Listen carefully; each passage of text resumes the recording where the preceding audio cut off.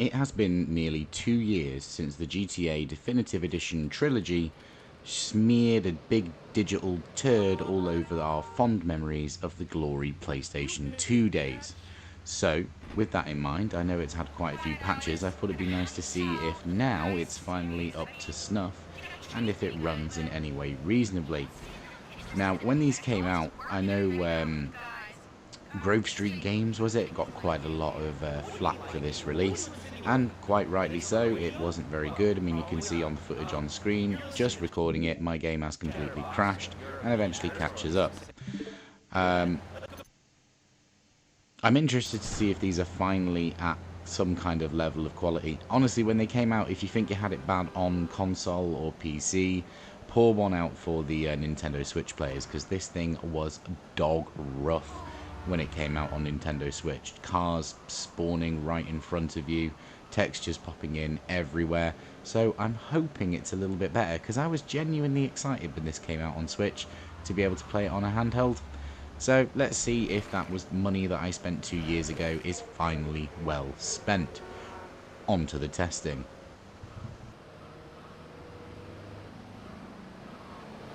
So, straight off the bat, I should clarify, this is targeting 30 FPS, and I think Digital Foundry found it was about 600p or so as an internal resolution. Now, I freezed it here because look at that. Just look at that building. We have barely started moving in the game, and we already have an entire building that hasn't even bothered to load in correctly. This does not fill me with optimism for the rest of this testing.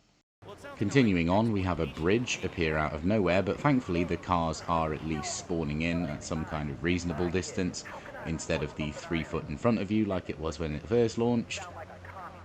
That aside though, mercifully the frame rate is staying fairly stable at 30 FPS. That is me generously giving it a W. A very small W, a lowercase w, not even an uppercase W.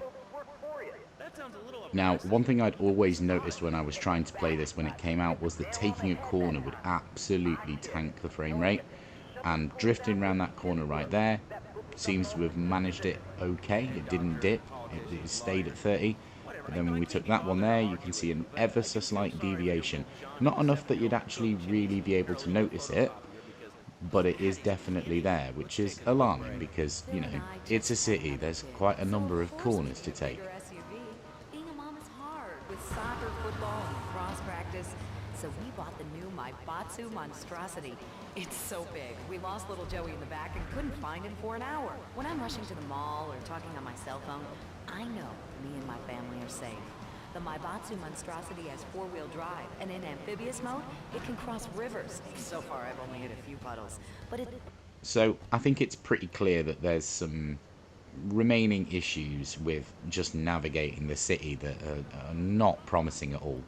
So I thought, hell, let's activate some cheat codes and cause a bit of chaos and see if we can't stress the little switch out completely to see just how bad this can be. So we're going to spawn a Rhino, which I believe is the tank that when you drive into anything, it explodes. We're also going to raise our wanted level to 4 and then to 6. And then just go on a bit of a rampage, because that is part of GTA. Everyone likes a GTA rampage. So let's see how it handles that.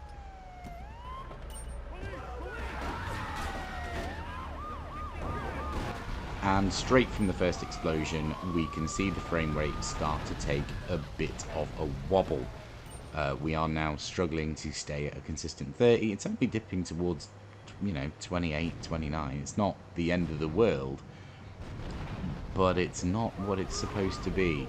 And as we carry on going up this road, you can see the frame rate starts to go even lower. We hit about 25, 26 there. It cannot handle all of these explosions.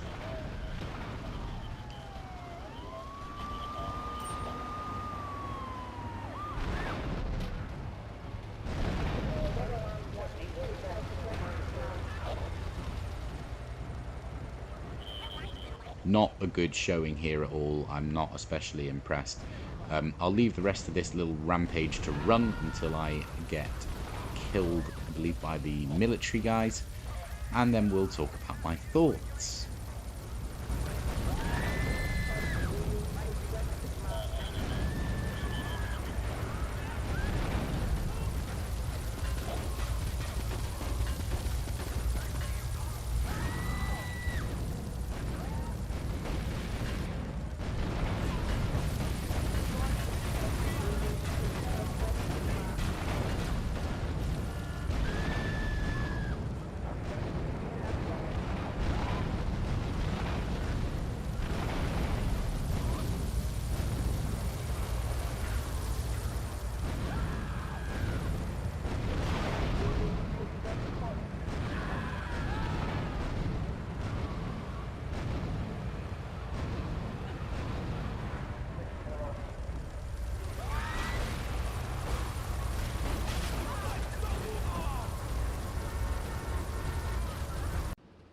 So, is GTA 3 Definitive Edition and most likely Vice City and San Andreas, because they all run the same anyway, fixed? No, not by a long shot, which is completely unacceptable 2 years after it's come out. I don't even know when this last had a patch. I imagine it was quite a while ago. I guess this has just been quietly swept under the rug.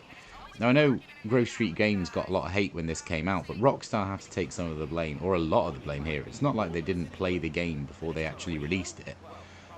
It's the little things, you know, it's completely crashed when I've just been driving around and figured itself out. It's targeting a paltry 30 FPS, something that my fridge could probably manage if you popped a screen on it, and it can't do it. It's not even hitting the Switch's native resolution. There's texture popping all over the place. It can't even muster going around a corner very smoothly. This is completely not okay, and the fact that it is still not okay 2 years later is even more not okay. And to add salt into the wound, Rockstar's other big hit, Red Dead Redemption, has recently been ported over to the Switch, and it's an infinitely better port than this. Running at 30 FPS at 1080p, locked out with no real interruptions. So what's this one's excuse? It's a PlayStation 2 game. Anyway, I'm not going to rant too much or I'll give myself an aneurysm. Is it fixed? No, it's not. Should you play it on the Switch? No, probably not. If you've got a handheld PC like the Steam Deck or the Ally, or you're getting a Legion Go, you'll have a much better time on that. Otherwise, if you've got any other console in your house, play it on there. But to be honest, I probably wouldn't play the Definitive Editions anyway. They're a bit rubbish. If you've got a decent PC, go ahead and get the originals, bang a load of mods on them. People have made it look amazing. You'll probably have a better time doing that. Anyway, that's all for now. I hope this was enlightening for you. It certainly was for me, albeit slightly enraging. If you enjoyed it, be sure to leave a like, maybe subscribe. We've got loads of games on the channel. We've got a playlist showing lots of ROG Ally, Steam Deck and Nintendo Switch testing, with more to come. So until the next one, see you later.